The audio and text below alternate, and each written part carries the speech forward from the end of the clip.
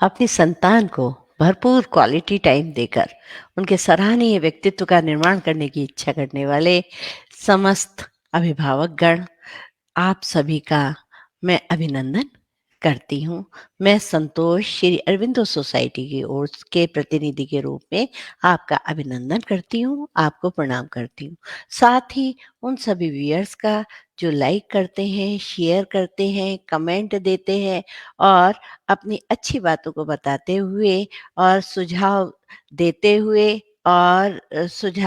हुए और शंका का समाधान करने के लिए जो तत्पर होते हैं, उन सभी व्यूअर्स का मैं आभार प्रदर्शन करती हूँ। पूरी सोसाइटी की ओर से मैं आभार प्रदर्शन करती हूँ। अभी मेरे दिमाग में आजकल छाए हुए हैं अर्जेंटीना के दिग्गज खिलाड़ी, फुटबॉल खिलाड़ी, दिग्गज खिलाड़ी नेल मेसी। आप सोचो, जिस जो देश आर्थिक रूप से संपन्न ना होते हुए भी अपने उस खिलाड़ी का कितना भव्य स्वागत कर रहा है। आखिर उस बच्चे के अंदर, उस खिलाड़ी के अंदर, उस दिग्गज खिलाड़ी के अंदर आखिर ऐसा क्या होगा जो सब पूरा का पूरा विश्व उसके सामने नतमस्तक है। कितना सब लोग खुश हैं और किसी के अंदर भी उसके प्रति ईर्ष्या द्वेष भाव नहीं है। यहाँ तक है कि फ्रांस, जो उसका प्रतिद्वंदी था, वो भी उसका स्वागत करने के लिए तत्पर हो रहा है, उसके प्रति एक अच्छी भावना दे रहा है। आखिर कुछ तो होगा ही उसके अंदर। तो मैं यहाँ पर यही कह रही हूँ, आखिर उस खिलाड़ी को तन और मन दोनों से संतुलित किसने बनाया? अगर आप उसके मूल में जाते हैं, तो आप जानेंगे कि वो उसके माता-पिता ही उसके मूल में रहे होंगे। कोई भी व्यक्ति स्वयं में इतना ताकतवर नहीं होता। अगर देखा जाए तो उसके मूल में, उसकी जड़ों को फैलाने में, उसको भली प्रकार स्थित करने में हर माता-पिता के का ही की ही विशेषता होती है, जो कि उसको निर्मित कर कर कहाँ तक लेकर के आती है। पर कभी-कभी ऐसा अपवाद स्वरूप भी होता है। कई मैंने किस्से ऐसे भी सुने हैं कि माता-पिता का इतना योगदान नहीं था, पर बच्चा जो है बहुत योग्य निकला। पर ऐसा कितना? बहुत कम।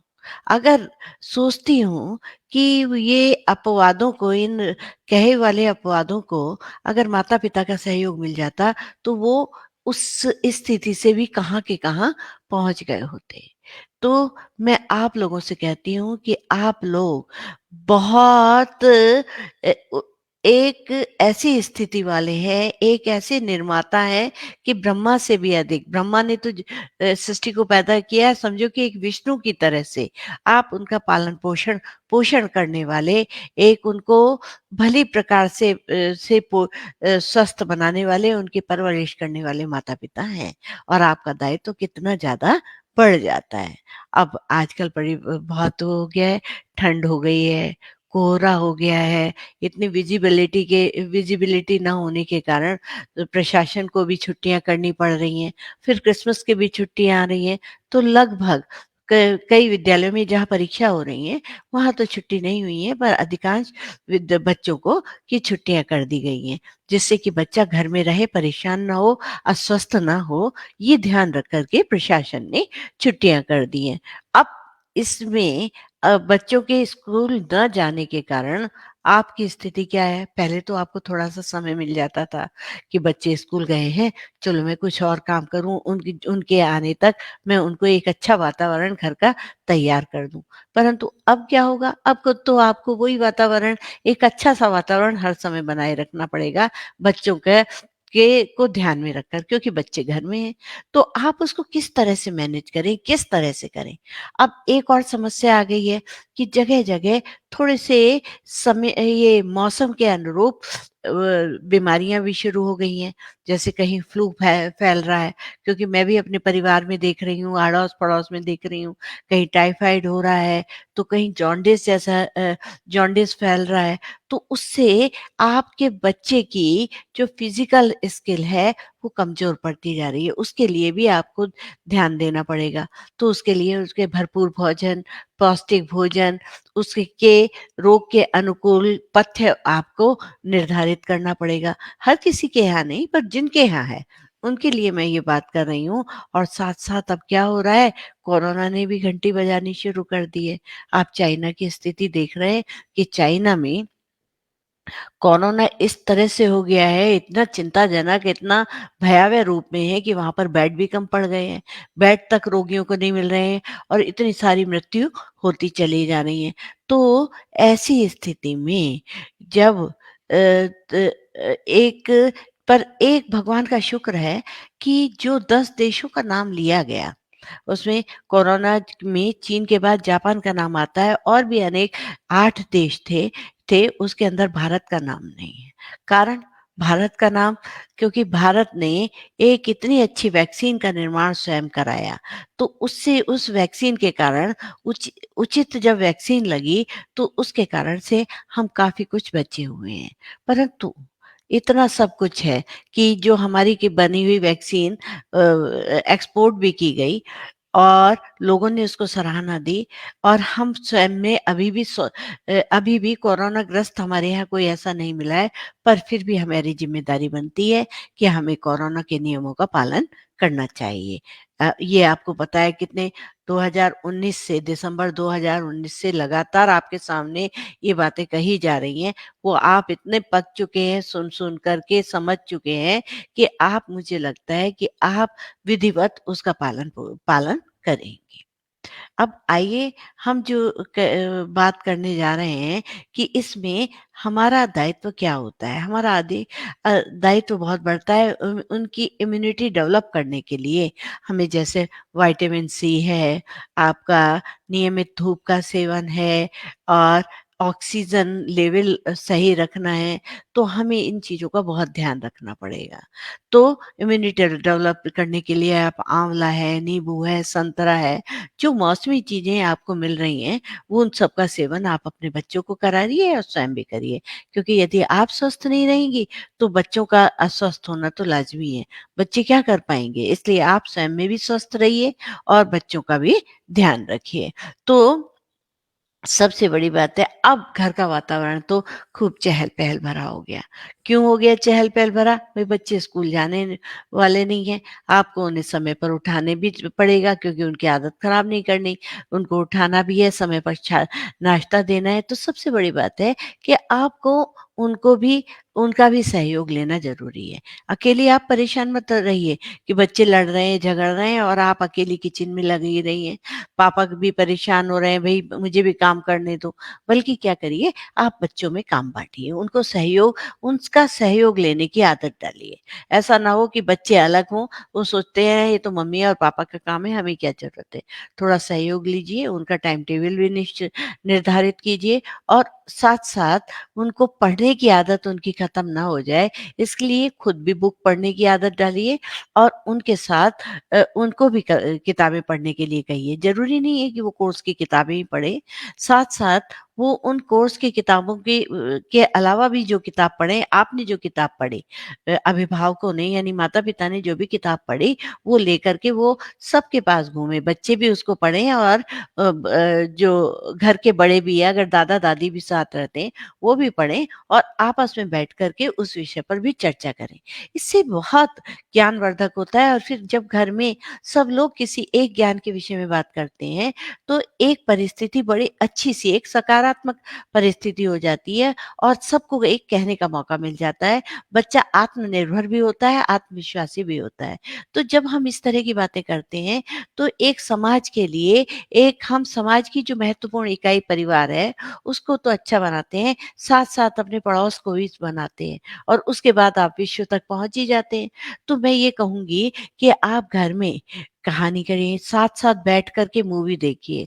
डिनर बहुत पौष्टिक डिनर, पसंदीदा बच्चों से पूछ कर के पसंदीदा पर पौष्टिक डिनर बनाइए।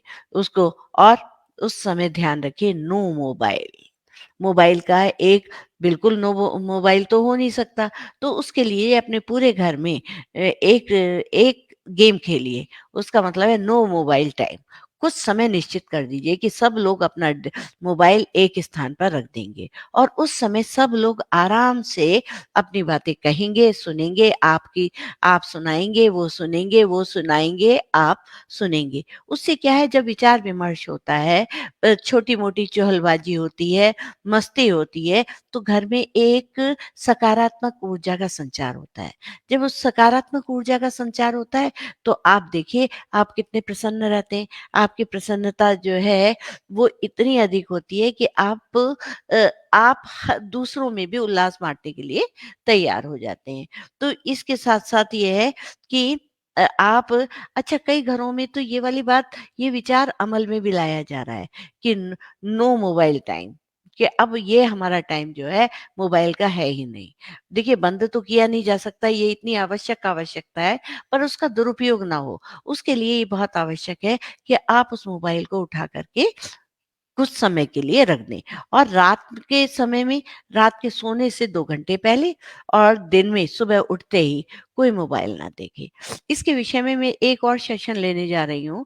इससे पहले भी मैं एक सेशन ले चुकी हूँ नो मोबाइल पर आगे भी मैं उसका सेशन लूँगी, तो जिससे क्या कहते हैं, आपको मोबाइल से संबंधित बातें पता चलेंगी। आजकल ये बहुत भयंकर और प्राथमिक समस्या हमारे विश्व में व्याप्त हो गई है, जिसका कि अगर हम इसका उपयोग चाहते हैं, तो उसका दुरुपयोग उससे अधिक हो रहा है। चलिए ख़ैर, इसको अब मैं छोड़ती हूँ कि इतना नहीं, पर और उससे पहले जब हम क्या करते हैं, जब हम बच्चों से बातें करते हैं, सबसे पहले अपना उदाहरण देने बैठ जाते हैं। हम तो ऐसे थे, हम वैसा करते थे, ये करते थे। अरे अब ना परिस्थितियाँ चेंज हो चुकी हैं। आप बड़े आराम से कहते हैं, हम तो बगीचे में जाते थे, पेड़ पर चढ़ते थे, कच्चे-कच्चे आम तोड़ लेते थे, कच्चे अमरूद खा लेते थे और ऐसा करते थे। और अपने आप उसको वीरता समझते थे कि हम ऐसा करते थे और इतने स्वस्थ हैं। प आजकल तो कोई आपको ना तो बगीचे रह गए हैं, ना इस तरह के रह गए कि आपके बच्चे जा सकते हैं। तो ये उदाहरण देना व्यर्थ है। ऐसे ही कि मैं ना वहाँ से आता था, अपनी पड़ोस वाली आंटी होती थी, वो मुझे बहुत आशीर्वाद देती थी। मैं स्कूल से आता होता था, वो दिख गई और मैंने उनसे कहा, "आंटी, आंटी लाइए आपका थैला, मैं घर तक पहुँचा दूँ।" अरे आज तो कल तो ऑनलाइन काम शुरू हो गया, ऑनलाइन आपके घर में चीज़ आ गई है। तो आप उस उदाहरणों से अपने बच्चे को ताने ना कसें कि तुम क्या करते हो, तुम कैसे करते हो। आज का समय है, उसको आप स्वीकार करिए, आज के समयानुकूल आप उनके साथ व्यवहार करना शुरू करिए। यही चीज़ें ऐसी हैं कि बच्चा आपका रिगार्ड करना शुरू करेगा। जब आप बार-बार ये कहते हैं, तो आपकी वो हँसी भी उड़ाने लगते हैं और हँस-हँस कर कहते हैं, "अरे! हमारी दादी के टाइम में, हमारे पापा के टाइम में होता है, पापा तो ये चाहते हैं कि बस मैं तो इतने किलोमीटर पैदल जाऊँ।" जब आपके पास भगवान ने व्हीकल दे रखा है, सब चीज़ें दे रखी है, तो ज़रूरी है कि आप बच्चों से कहिए कि आप पैदल 4 किलोमीटर पैदल चलो, 20-20 किलोमीटर पैदल चलो। इसकी आवश्यकता नहीं है, बल्कि समयानुकूल परिस्थितियों को देख कर के आप उनको बात करें। क्योंकि अपने उदाहरण से आप तुलना देंगे तो आपके बच्चे पीछे रह जाएँगे। तो एक सबसे बढ़िया और सबसे, जब आप कोई राय दे रहे हैं बच्चे को, तो उससे पहले उसकी बात सुनने की प्रवृत्ति डालें। ये नहीं कि राय आपने दे दी और आप उसकी बात सुन नहीं रहे, तो उससे भी आपका रिगार्ड खत्म हो जाता है। उसकी मेंटल स्किल कहीं डेवलप नहीं होती, क्योंकि वो कहता है बस इनको तो कहने की आदत पड़ी हुई है, हमारी तो सुनते नहीं। जब हम पहले उनकी बात सुनते हैं, तत्पश्चात उसकी राय देते हैं, तो बच्चे को लगता है कि मेरी वक़्त है, मेरे पिताजी के अंदर, मेरी माँ के अंदर मेरी वक़्त है, वो मेरे अस्तित्व को समझते हैं और मेरे को रिगार्ड भी करते हैं। कि बच्चा बड़े प्यार से अपने दोस्तों से कहता है, "अरे नहीं, पहले अपने पापा को मैं इस ढंग से समझाऊँगा, तब वो मेरी बात को सुनेंगे और उसके बाद अपनी राय देंगे।" तो वो देखिए, सोच कर देखिए कि कितना अच्छा हो जाएगा। तो उससे क्या है, बच्चे की मेंटल स्किल डेवलप होती चली जाएगी। एक ये है कि motivational contact to build motivational content to build can do attitude. बताया, अब आपको अपने बच्चे के अंदर मोटिवेशनल कंटेंट डालना पड़ेगा, किसका, कैन डू, कर सकता हूँ, ये एटीट्यूड होगा। एटीट्यूड कब होगा, जब आप उसके अंदर, और इस एटीट्यूड से बहुत आत्मविश्वास बढ़ता है, आत्मनिर्भरता बढ़ती है, जो कि आगे चल के कर व्यक्तित्व को बनाने के लिए बहुत बड़ी आवश्यकता है। एक जिस तरह का मैं कहती हूँ ना कि जिस तरह शुरू में मैंने कहा कि आप मूल हैं, माता-पिता उस बच्चे के व्यक्तित्व के निर्माण की जड़ है। जिस तरह से जड़ फैलाव लेंगी, उसी तरह का वृक्ष बनेगा, उसी वृक्ष से फल की उत्पत्ति होगी, उस बच्चे के अंदर उन्हीं बीजों का प्रादुर्भाव होगा, जिससे और वो उसी से ही आपके अंदर आपके बच्चे के फलों में मिठास आएगी। तो जब आपने उसके अंदर कैन डू कंटेंट बिल्ड कर दिया, तो एटीट्यूड बिल्ड कर दिया, तो क्या हो गया कि वो बच्चा अपनी प्रतिभा को कहाँ से कहाँ निखारता चला जाएगा। तो आज का बच्चा वैसे बहुत टैलेंटेड है। आप सोचेंगे क्योंकि आजकल मैं भी शायद आप भी सब देखते होंगे, जूनियर करोड़पति का आप सोचते होंगे कि मैम जो है जूनियर करोड़पति का उदाहरण बहुत देती हैं। कारण क्या है जब मैं उन बच्चों को देखती हूँ तो मैं चमत्कृत हो जाती हूँ। आज के बच्चे में कितना टैलेंट है, हम तो कभी सोच भी नहीं सकते थे। लगता है कि हम तो उसके बिल्कुल पासंग बराबर हैं। जबकि हालाँकि हम उन क्वेश्चन्स के बहुत कुछ अधिकांश रूप से आंसर दे देते हैं, परंतु वो बच्चे जिस ढंग से बातें करते हैं, जिस ढंग से विश्लेषण करते हैं एक क्वेश्चन का, तो आश्चर्य दाँतों तले उँगली दबानी पड़ जाती है। क्योंकि पर अब आप दूसरी तरफ आइए, क्या सारे बच्चे तो करोड़पति में नहीं पहुँच पाते? हर बच्चा तो ऐसा नहीं है, कुछ ही बच्चे हैं जो वहाँ तक पहुँच गए। तो ज़रा आप सोचिए कि आपके बच्चे के अंदर प्रतिभा है, पर उस प्रतिभा को निखारने का काम किसने किया? उनके माता-पिता ने। तो आप ही अपने बच्चे की प्रतिभा को भली-भाँति निखार सकते हैं, उसको आगे बढ़ा सकते हैं, चमका सकते हैं। तो आप उसकी सबसे पहले आप क्या करिए कि उसके साथ हमेशा प्रारंभ से ही विद्यालय जो है वैन के साथ, स्कूटर से के साथ जब तक मजबूरी ना हो, मत भेजिए। आप उसके साथ जाइए। अगर पास में स्कूल है, तो आप बच्चे को खुद छोड़ने जाइए पैदल-पैदल। उस समय में क्या होता है कि जो बच्चा जिस बच्चे के माता-पिता स्वयं बच्चे को छोड़ने के लिए जाते हैं, तो वो एक तो बच्चा ना सुरक्षित महसूस करता है, उसके अंदर आत्मविश्वास बढ़ता है और साथ-साथ उसके अंदर गर्व की अनुभूति होती है। जब उसके अंदर गर्व की अनुभूति होती है, तो वो रास्ते में आपके साथ अपनी सब तरह की बातों को साझा करता हुआ चलता है। रास्ते में आप उसे तरह-तरह की बातें सिखा भी पाते हैं, समझा भी पाते हैं। उसके अंदर सकारात्मकता यानी पॉजिटिविटी भी आती है और जब क्या कहते हैं जब आप स्कूल की छुट्टी के बाद माता या पिता जाते हैं तो बच्चा दौड़कर जो आपके गले लगता है तो उसकी प्रसन्नता देखने लायक होती है। तो एक तो सबसे बड़ी बात है कि आप अपने बच्चे को स्वयं स्कूल छोड़कर जाएं। मजबूरी हो तो मैं कुछ नहीं कहूंगी, पर उसके मैंने फायदे गिना दिए। पर इसके अतिरिक्त जो है जो बच्चे स्कूल वैन में जाते हैं, तो वो जो हैं अक्सर दुखी होते हैं और छोटे बच्चे विशेष रूप से, क्योंकि उनकी बातें सुनने वाला बच्चा बहुत प्रफुल्लित होता है, जब विद्यालय जाता है। तो उसके बाद है छोटे बच्चों के साथ तो ख़ास तौर से कि छोटे बच्चे को आपने वैन में बिठा दिया, वो जा रहा है अकेला और क्योंकि उसको न जाने कितनी सारी बातें बहुत सारे बच्चे बुली करते हैं, तो वो सारी चीज़ें उसको फेस करनी पड़ती हैं और छोटा समझ के कोई भी उसकी सीट को छीनने की कोशिश करता है, धीरे-धीरे बच्चा दब्बू बनता चला जाता है। और जब आप बच्चों के वार्षिकोत्सव में, बच्चों के प्रोग्राम में माता और पिता अगर साथ जाते हैं, तो बच्चा बहुत ही उमंग से अपना प्रेज़ेंटेशन दे पाता है, अपने प्रोग्राम का उत्तम प्रदर्शन कर पाता है। तो ये सारी बातें हैं, तो ये आप ध्यान रखिए कि अपने बच्चे को स्वयं ही विद्यालय छोड़ने जाइए। उससे उसकी मेंटल स्किल बहुत बढ़ती है और साथ-साथ दूसरा है प्ले विद योर चाइल्ड।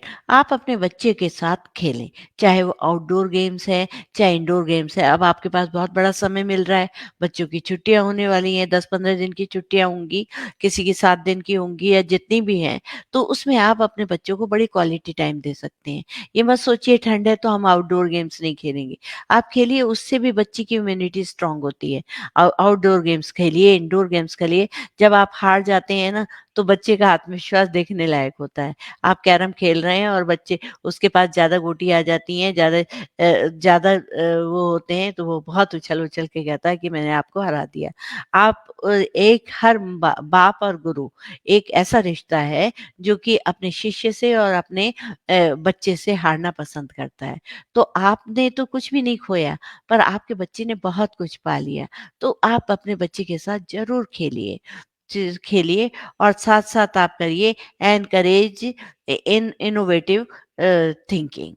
अपने बच्चे के अंदर इनोवेटिव थिंकिंग को सकारात्मक सोच को यानी रचनात्मक उसके कार्य को रचनात्मक विचारों को या ये नवाचारों को नवीन-नवीन चीज़ों को उसके अंदर थिंकिंग डेवलप कीजिए। पता है कोई आहार में विष डाल दे तो उसका उपचार हो सकता है, परंतु अगर कोई आपके विचारों में विष डाल दे तो उसका उपचार असंभव है।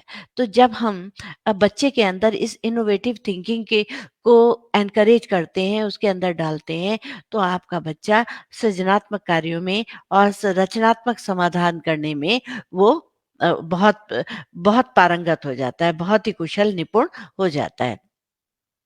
साथ-साथ ही आपको क्या करना चाहिए एनकरेज म्यूचुअल क्वेश्चनिंग करनी चाहिए कि बेटा आप पूछो, हैं? बच्चे ने पूछा पापा पत्तियों का रंग हरा क्यों होता है? या सूरज की रोशनी कहाँ से आती है?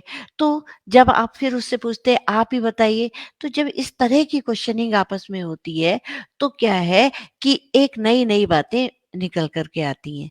तो म्यूचुअल क्वेश्चनिंग से बच्चे की जो मेंटल स्किल है वो बहुत डेवलप होती है, अनेक प्रकार के हो सकते हैं।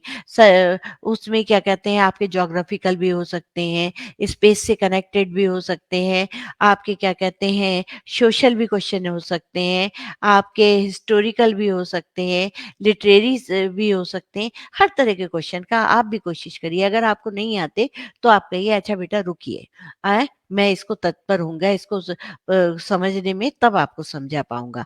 गलती से भी ये मत कहिए आपको नहीं आता है और आपको उसको भ्रमित करे। तो ये वाली बात या फिर उसको जो है अज्ञान से रूढ़िवादिता से कनेक्ट करके, अंधविश्वासों से कनेक्ट करके उसको कभी भी क्वेश्चन का आंसर मत दीजिए। तो ये सारी चीज़ें हैं जो एक बच्चे की मेंटल स्किल को डेवलप करने के लिए तत्पर होती हैं। एक प्रयास जो आपका ये प्रयास होता है वो बच्चे को आगे जाते जाकर कितना कहाँ तक पहुँचा देता है। शुरू में तो ये बातें लगती है अरे ये तो कोई ख़ास बात नहीं है। पर ये छोटी-छोटी बातों से ही बड़ी बातें बना करती हैं, बड़ा व्यक्तित्व विकसित होता है। अब सबसे बड़ा चीज़ है कि स्टोरीज़ आपके जीवन में इसका मैंने सेशन आप लोगों को ले रखा है। तो स्टोरीज़ जो हैं वो आपकी के बच्चे के व्यक्तित्व को विकसित करने में सबसे बड़े सहायक होती है। आप स्टोरीज़ में क्या है स्टोरेज आपकी जो होनी चाहिए फॉर ग्रोथ माइंडसेट होनी चाहिए। आपके माइंडसेट को को सेट करने के लिए, ग्रोथ करने के लिए, ग्रो करने के लिए होनी चाहिए। भूत-प्रेत ऐसी-वैसी कहानी नहीं जिससे बच्चा डरने लगे, अलग-अलग बातें सोचने लगे, उसकी जो सोच है भयावह होने लगे, डरपोक होने लगे, मार-पीट इस तरह की नहीं होनी चाहिए। बल्कि वो क्या होनी चाहिए कि ग्रोथ माइंडसेट के लिए होनी चाहिए कि उसका माइंडसेट ग्रो हो। उसमें आपकी क्या है भविष्य की नींव जो है वो बचपन पर ही टिकी रहती है। तो आप उसको इस तरह की स्टोरी सुनाइए जिससे कि बड़ा होकर वो सिर ऊँचा करके निडर होकर के अपने कार्यों को कर सके, अपने जीना सीख सके। जिससे स्वाभिमान से, स्वावलंबन से, आत्मनिर्भरता से ये सारे गुण उसके अंदर स्टोरीज़ के माध्यम से डाले जा सकते हैं। समस्या प्रधान कहानी सुनाइए और वो भी किस तरह की समस्याएँ हैं, जिसमें कि सामाजिक नियमों के प्रति वो है। मान लीजिए आप बच्चों से बात करिए, जैसे मैंने अभी क्वेश्चनिंग के बारे में बताया था कि हमें एनकरेज करना चाहिए म्यूचुअल क्वेश्चनिंग के लिए। तो जैसे कि समस्या प्रधान है, आपने देखा कहीं से आपके पास एक वो आया कार्ड आया, उसमें मृत्यु भोज के लिए कहा था कि इस समय भोज का आमंत्रण है आपके लिए। तो आपने बच्चों से पूछा कि मृत्यु भोज उचित है या नहीं? तो वो खुद कहेगा, पापा एक तो मृत्यु हो गई है, दुखद स्थिति है, उसमें भी भोज दिया जा रहा है। तो आप उसने उसके बच्चों को स्टोरीज़ के माध्यम से कई कहानियाँ इस तरह की हैं। इस तरह की आप समस्यात्मक सामाजिक समस्या प्रधान कहानी सुना सकते हैं उनको और कानून से संबंधित कहानी सुना सकते हैं कि कहाँ पर कानून जो है कानून को बिल्कुल स्पष्ट होना चाहिए। जैसे कि आपकी पंच परमेश्वर कहानी है, तो पंच परमेश्वर कहानी कितनी वो है उसको मैं डिस्कस नहीं करूँगी अभी, तो इस तरह की कहानी है।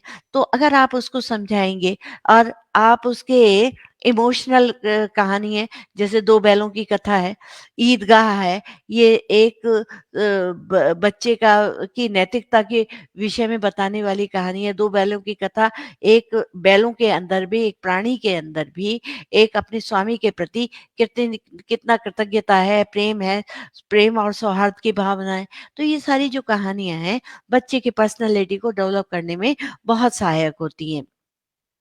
और इससे संबंधित जो कहानियाँ होती हैं, वो बच्चे के अंदर आत्मविश्वास देती हैं, गर्व की अनुभूति देती हैं।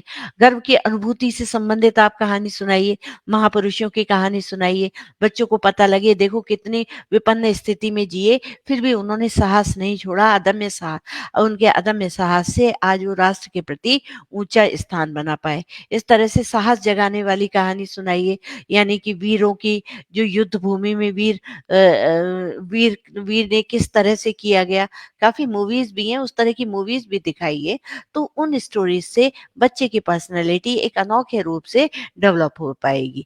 इसी तरह की बातें हैं तो क कभी भी गलतियों पर टिप्पणी कर बच्चों की गलतियों पर टिप्पणी करने की बजाय उसका मार्गदर्शन करते रहिए, क्योंकि हर बच्चे के अंदर एक प्रतिभा छुपी हुई होती है, तो हमारा कर्तव्य केवल उसको निखारना है। इसीलिए actions that are appreciated get repeated.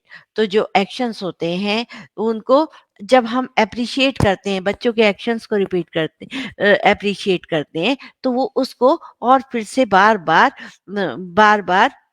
उसको रिपीट करते हैं। जैसे-जैसे रिपीट करते हैं वो उनकी आदत बनती चली जाती है। जब वो उनकी आदत बनती चली जाती है, तो उनकी मेंटल स्किल डेवलप होती है, मेंटल स्किल डेवलप होती है, तो उनका एक व्यक्तित्व बहुत भली प्रकार से निर्मित हो जाता है। तो किसी को अपनी पसंद बनाना अपनी पसंद बनाना ये कठिन बात है, परंतु किसी की अपनी पसंद बन जाना ये बहुत बड़ी बात है। ये बड़ी बात नहीं है किसी की पसंद बन जाना, पर किसी को अपनी पसंद बनाना, पर किसी की पसंद बन जाना ये बहुत बड़ी बात है। तो आप किसी की पसंद बने, मैं ये चाहती हूँ कि आप अपने बच्चों की पसंद बने, उनके अनुसार वातावरण करें, तो ये बहुत अच्छी बात होगी। यही करते हुए मैं आपसे एक रिक्वेस्ट कर रही हूँ कि फूल कितना भी सुंदर हो, उसकी पहचान उसकी खुशबू से होती है और इंसान चाहे कितना भी बड़ा हो, उसके गुणों से उसकी कद्र उसके गुणों से होती है और मैं ये चाहूँगी कि मुझे पूर्ण विश्वास है कि आप इन्हीं गुणों से परिपूर्ण माता-पिता हैं और नहीं हो सके हैं तो बनेंगे और अपने बच्चों के व्यक्तित्व का निर्माण भली प्रकार से कर सकेंगे। धन्यवाद।